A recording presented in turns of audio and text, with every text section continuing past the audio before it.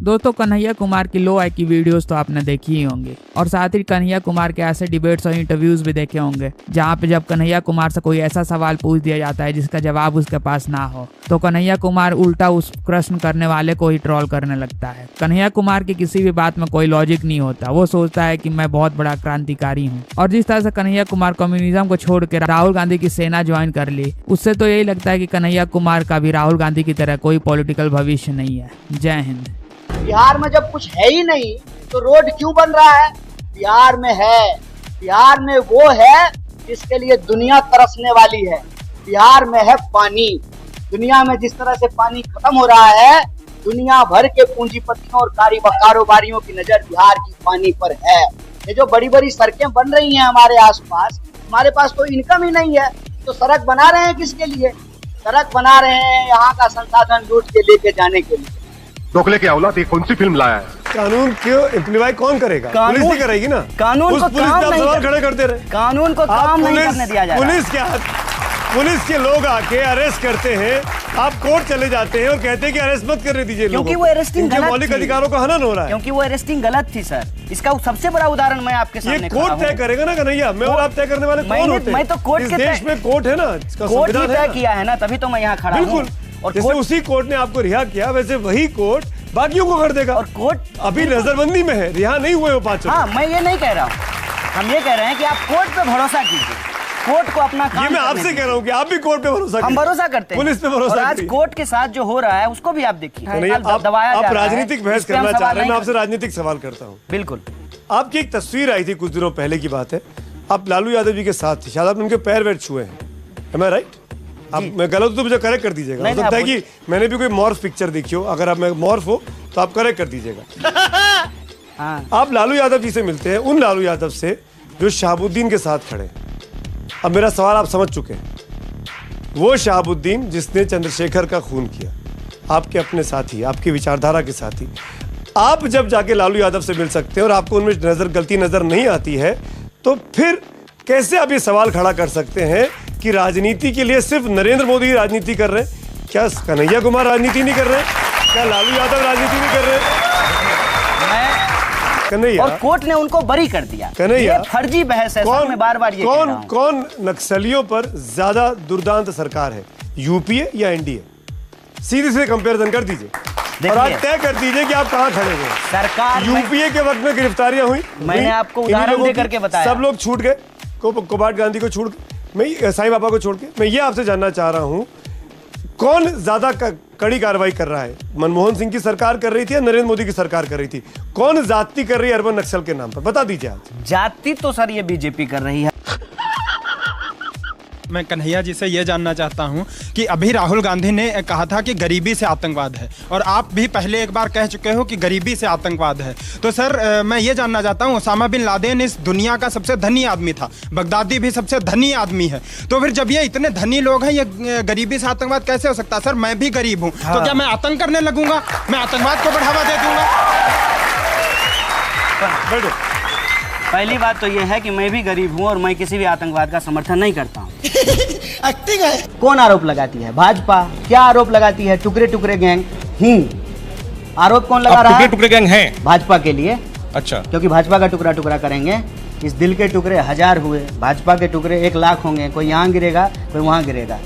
ये जो भ्रम है ना, उस भ्रम को स्पष्ट करना जरूरी है। भाजपा देश नहीं है, भाजपा एक दल है, और उस दल के माध्यम से इस देश को लूटने का काम कुछ लोग कर रहे हैं। उनको जो भ्रम हो गया है देश होने का, वो भ्रम हम दूर करेंगे। चड्ढा समझाओ, इसे समझाओ। एक ही जिले में एक ही पार्टी, एक ही महागठबंधन का रिजल्ट इतना डिफर क्यों करता है? तो कुछ ग्राउंड पे भी चीजें होती हैं, लेकिन अब दिल्ली में लोग परसेप्शन बना लेते हैं कि कांग्रेस की वजह से जो है हार हो गई। ये पूरी सच्चाई नहीं है। क्योंकि इसीलिए मैंने आपसे पूछा, क्योंकि ये कहा गया है कि आप जाएंगे थोड़ा कांग्रेस को बिहार में स्ट्रेंथन करेंगे, ये भी एक आइडिया होगा कांग्रेस के सोच के पीछे और आपके सोच के पीछे। तो ये कहा जा रहा है कि भाई कन्हैया जो अपना सीट नहीं जीत पाए बिहार में, वो कैसे कांग्रेस को बिहार में बिल्कुल मजबूत करेंगे? बिल्कुल ठीक बात है, हम अपना सीट नहीं जीत पाए, जो बीत गई सो बात गई, माना ओके। कि बेहद प्यार। आगे की तरफ देखते हैं। दो मेरा लास्ट सवाल है। एक तो मैंने जब आपने कहा कि कांग्रेस का एक आइडियोलॉजिकल शिफ्ट की वजह से नुकसान हुआ है, मैं दूसरा आपसे पूछना चाहता था, एक वजह सिर्फ आइडियोलॉजिकल तो थी, लेकिन साथ साथ ये भी था कि कांग्रेस को एक करप्ट पार्टी माना जाता था। कांग्रेस के वक्त बहुत सारे स्कैम हुए, आप जैसे बहुत सारे युवा नेता उसके खिलाफ बोले भी, आंदोलन भी हुआ, और वो अभी भी एक हर पुरानी पार्टी में एक वो लेगेसी रहता है। वो आपके लिए एक चिंताजनक बात नहीं है? लेगेसी तो रहती है। अब मुझे भारत में जो है लोग स्टालिन का न्याय करने के लिए कहते थे, माओ का न्याय करने के लिए कहते थे, तो मैं कहता था करप्शन तो एक अभी भी इशू है, ऐसा नहीं है कि आप कह सकते हैं कि दोनों बोल देते हैं दोनों। अभी 2 ही दिन हुआ है उसको छोड़े हुए। क्या आप भगवान में विश्वास करते हैं? आप वामपंथी रहे हैं। ये जो आपने कहा ना कि आप वामपंथी हैं, ये आप बिल्कुल गलत जो है आपका अनुमान है कि वामपंथी लोग जो है वो रिलीजियस नहीं होते। जितनी ईमानदारी से आप अपनी बात कह रहे हैं, मनोज तिवारी तो आपका नाम आते ही भड़क गए, तमाम बीजेपी के लोग शुरू हो गए कि टुकड़े टुकड़े गैंग वाले आ गए हैं चुनाव लड़ने और जनता उनके साथ न्याय करेगी। तो टुकड़े टुकड़े वाला जो सवाल है जो आपके साथ चिपका हुआ है, ये परसेप्शन जो है, इससे कैसे आप निकलेंगे? नहीं, ये देखिए, ये उनका आरोप है, ये उनके ही मुंह में है। मेरे शरीर में कहीं कुछ चिपका हुआ दिख रहा है आपको? कुछ नहीं चिपका हुआ है। कांग्रेस का दोस्त कौन है इसमें से?